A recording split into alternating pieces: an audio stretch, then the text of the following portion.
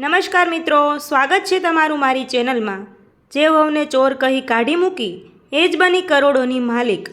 ગુજરાતના એક મધ્યમવર્ગીય પરિવારમાં શ્રવણભાઈ પોતાની દીકરી નેહા સાથે રહેતા હતા।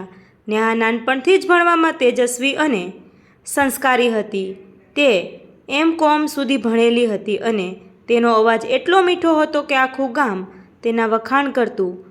શ્રવણભાઈ સરકારી ઓફિસમાં નાના ક્લાર્ક હતા। પત્નીના અવસાન પછી તેમણે નેહાને માતા અને પિતા બંનેનો પ્રેમ આપીને મોટી કરી હતી।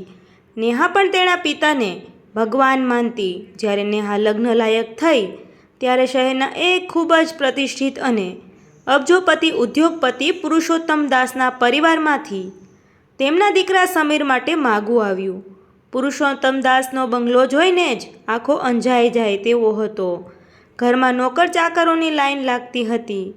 શ્રવણભાઈએ હાથ જોડીને પુરુષોત્તમ દાસને કહ્યું, શેઠજી, તમે રાજા માણસ છો અને હું એક સામાન્ય ક્લાર્ક। હું તમારી મોટાઈ પ્રમાણે કરિયાવર નહીં આપી શકું। ત્યારે પુરુષોત્તમ દાસે હસીને કહ્યું, વેવાઈ, અમારે લક્ષ્મી નથી જોઈતી, ઘર ચલાવે તેવી સંસ્કારી વહુ જોઈએ છે। તમે ચિંતા ના કરો। શ્રવણભાઈ રાજી થઈ ગયા કે તેમને દીકરી સોનાના પારણામાં ઝૂલશે।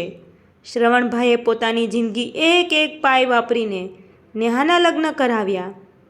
લગ્ન કરીને નેહા જ્યારે સાસરે પહોંચી ત્યારે પહેલા જ દિવસે તેના ભ્રમ ભાંગી ગયા।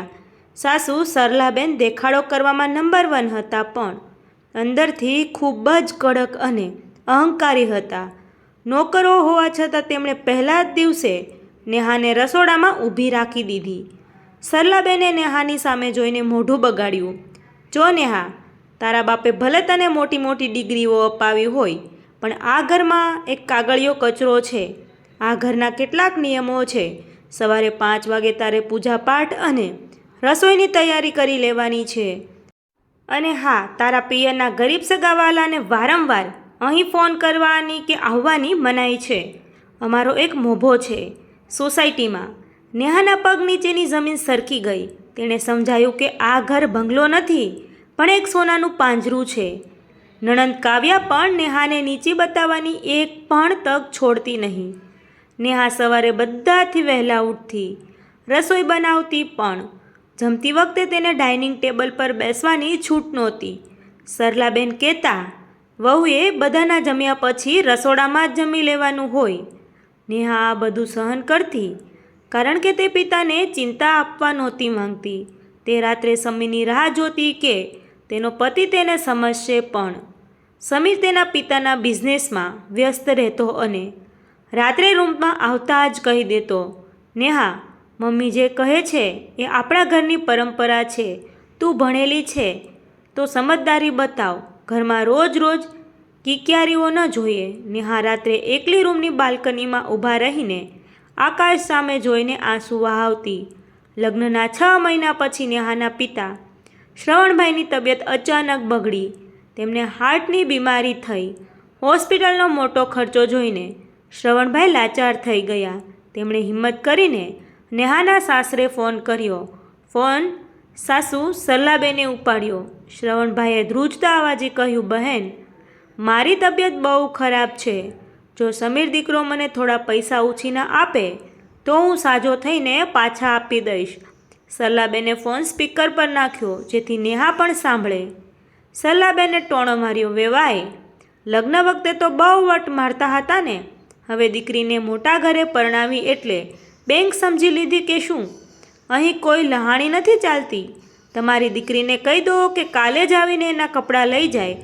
અમારે આવી ભિખારી વહુ નહીં જોઈતી। નેહા રડતી રડતા સાસુના પગે પડી, મમ્મીજી, મારા પિતા મરી જશે, પ્લીઝ એવું ન બોલો। હું દિવસ રાત ગુલામીની જેમ કામ કરીશ।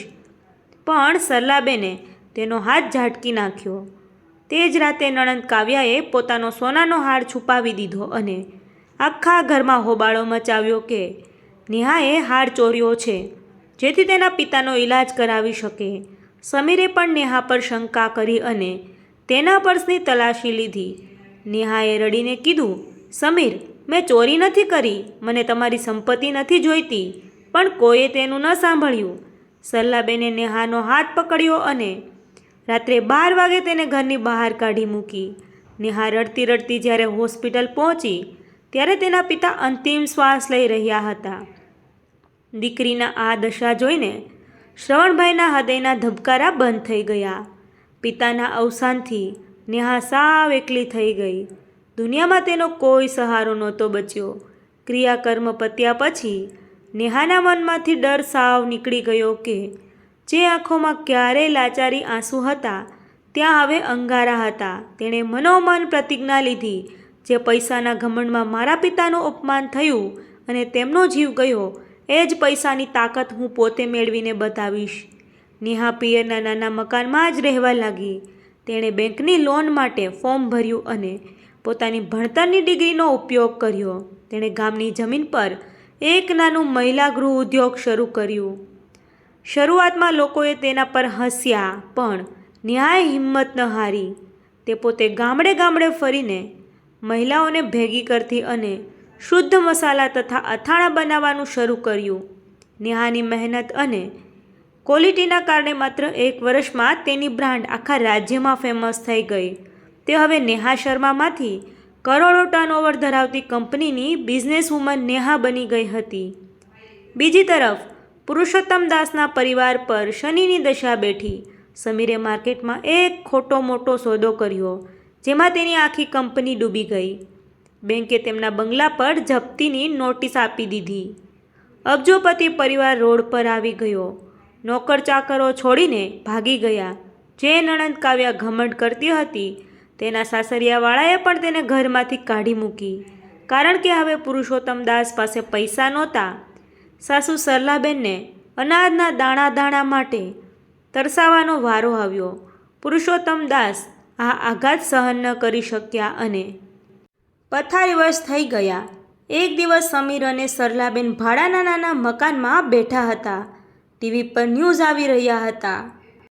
ગુજરાતની ટોપ વુમન આંત્રીપ્રિન્યોરનો એવોર્ડ નેહા શર્માને મળ્યો. નેહાનો મોટો અને પ્રભાવશાળી ફોટો સ્ક્રીન પર હતો. સરલાબેન રડી પડ્યા. સમીર, આ એ જ નેહા છે જેને આપણે ચોર કહીને કાઢી મૂકી હતી. આપણે જે લક્ષ્મીને લાત મારી એ આજે સાચે લક્ષ્મી બની ગઈ. તારા પિતાની દવાની સગવડ નથી. ચાલ આપણે નેહા પાસે માફી માંગવા જઈએ. સમીરે અને સરલાબેન નેહાની મોટી ઓફિસે પહોંચ્યા. નેહા પોતાની કેબિનમાં મોટી ખુરશી પર બેઠી હતી. તેની પાસે સિક્યોરિટી અને સ્ટાફની લાઈન હતી. સરલાબેન અંદર જઈને નેહાના પગમાં પડી ગયા અને ધ્રુજતા હાથે બોલ્યા, વહુ બેટા, મને માફ કરી દે. તારા પિતાના શ્રાપથી અમારું બધું જ બરબાદ થઈ ગયું. અમે રોડ પર આવી ગયા છીએ. તારા સસરા મરણ પથારીએ છે. પ્લીઝ ઘરમાં પાછી આવી જા. અમારા ઘરને બચાવી લે. સમીરની આંખોમાં પણ આંસુ હતા. નેહા, મને મારી ભૂલ સમજાઈ ગઈ છે. હું તારો ગુનેગાર છું. નેહા પોતાની ખુરશી પરથી ઊભી થઈ. તેણે સાસુને ઊભા કર્યા અને એકદમ શાંત પણ મક્કમ અવાજે કહ્યું, સરલાબેન, તમે વડીલ છો એટલે તમારે પગે હું લાગીશ, પણ હવે હું એ ઘરની વહુ બનીને પાછી ક્યારેય નહીં આવું. જે દિવસે તમે મારી ઇજ્જત પર હાથ નાખ્યો અને મારા પિતાને હોસ્પિટલના ખાટલે મરવા છોડી દીધા, તે જ દિવસે સમીર સાથેના મારા બધા જ સંબંધો બળીને રાખ થઈ ગયા હતા. સમીરે પૂછ્યું, તો તું અમને માફ નહીં કરે? નેહાએ બારી બહાર જોતા કહ્યું, મેં તમને માફ કરી દીધા છે, એટલે જ હું તમારી સામે પોલીસ કેસ નથી કરતી. માનવતાના નાતે પુરુષોત્તમ દાસજી મારા સસરા હતા, એટલે તેમના ઈલાજનો અને તમારા રહેવાનો બધો ખર્ચ મારી કંપની દર મહિને ઉપાડશે. પણ હા, હવે હું કોઈના પાંજરાની ચકલી નથી. હું મારી પોતાની ઓળખથી જીવતી એક સ્વતંત્ર સ્ત્રી છું. તમારો ચેક દર મહિને તમારા ઘરે પહોંચી જશે. હવે તમે અહીંથી જઈ શકો છો. સમીર અને સરલાબેન શરમથી માથું નીચું કરીને ત્યાંથી નીકળી ગયા. નેહાએ તેને કેબિનમાં લાગેલા તેના પિતા શ્રવણભાઈના ફોટા સામે જોયું. ફોટા પર હાર ચડાવેલો હતો. નેહાની આંખોમાંથી એક આંસુ ટપક્યું, પણ એ આંસુ લાચારીનું નહીં, વિજયનું હતું. કોઈ પણ સ્ત્રીની નમ્રતાને તેની કમજોરી ન સમજવી. વહુ ઘરને સ્વર્ગ પણ બનાવી શકે છે, અને જો તેના સ્વાભિમાન પર વાત આવે તો તે રણચંડી પણ બનીને પોતાનો રસ્તો પોતે કંડારી પણ શકે છે. પૈસાનો ઘમંડ ક્યારેય ટકતો નથી, પણ સંસ્કાર અને મહેનત માણસને અબજોપતિથી પણ ઉપર લઈ જાય છે.